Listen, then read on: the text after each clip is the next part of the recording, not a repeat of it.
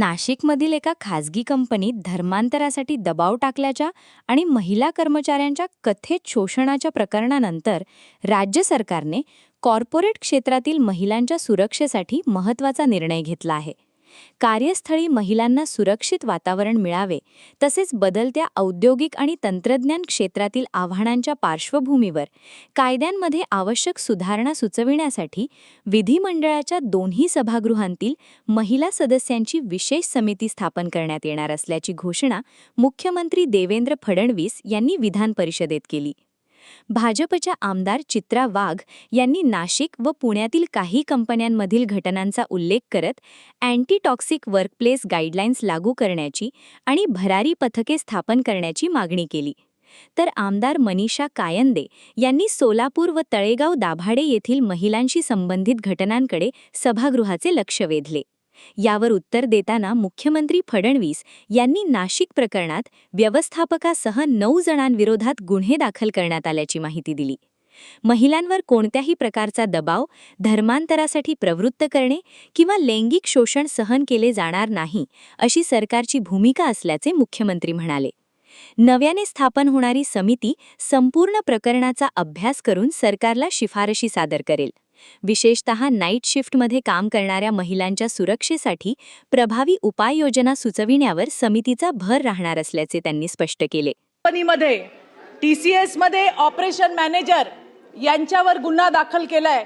मला पुढे जाऊन सभापती महोदय म्हणायचंय की फक्त ऑपरेशन मॅनेजर नाही, जर अशा पद्धतीने आमच्या मुलींवरती दबाव टाकला जात असेल तर संपूर्ण कंपनी व्यवस्थापनाला त्या ठिकाणी गुन्हेगार म्हणून फौजदारी गुन्हा त्यांच्यावर दाखल केला पाहिजे. त्याचबरोबरीने ज्या ठिकाणी 10 पेक्षा कमी कर्मचारी आहेत, स्टार्टअप, त्या ठिकाणी LCC लोकल कंप्लेंट कमिटी जी महिला बालकल्याणच्या अंतर्गत आहे. आज कित्येक लोकांना माहिती नाही, महिलांना माहिती नाही की अशी LCC कमिटी आहे. त्याची सुद्धा जनजागृती व्हायला पाहिजे. तिथे येणाऱ्या तक्रारींचा निपटारा 30 दिवसाच्या आत व्हायला पाहिजे. कोणी ऐकलं नाही ऐकलं तरी सभापती ऐकतायत, मुख्यमंत्री ऐकतायत. कॉर्पोरेट IT सेक्टर क्षेत्रातील मुलींसाठी स्वतंत्र गोपनीय सभापती महोदय ऑनलाईन पोर्टल 24/7 ची हेल्पलाईन त्या ठिकाणी सुरू करायला पाहिजे. आणि शेवटचं सांगते, अँटी टॉक्सिक वर्कप्लेस गाईडलाईन्स जारी करायला हव्या आणि त्याचं पालन होतं की नाही हे भरारी स्क्वॉडच्या माध्यमातून करायला हवं. माननीय सभापती महोदय, चित्राताईंनी अतिशय महत्त्वाचा प्रश्न या ठिकाणी मांडलाय. TCS मधली जी घटना आहे ही अतिशय आय ओपनिंग घटना आहे, ज्यामध्ये काही एका धर्माच्या लोकांनी एकत्रित येऊन प्रेशर टाकून एका महिलेला लैंगिक शोषण केलं, तिचं धर्म परिवर्तन करण्याकरता तिच्यावर दबाव टाकला.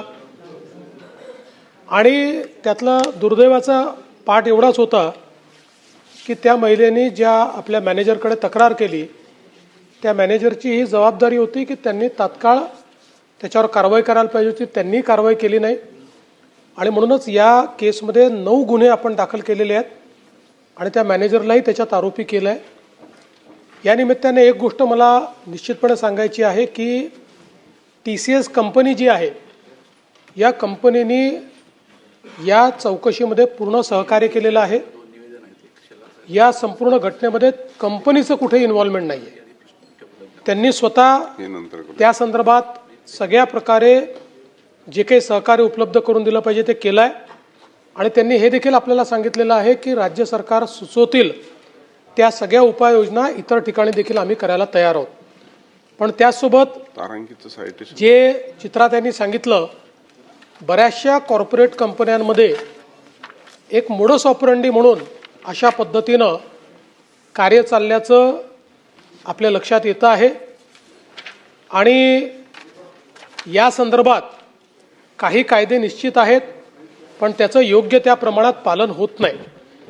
आणि म्हणून आता काही उपाययोजना चित्रात यांनी या ठिकाणी सुचवलेल्या आहेत.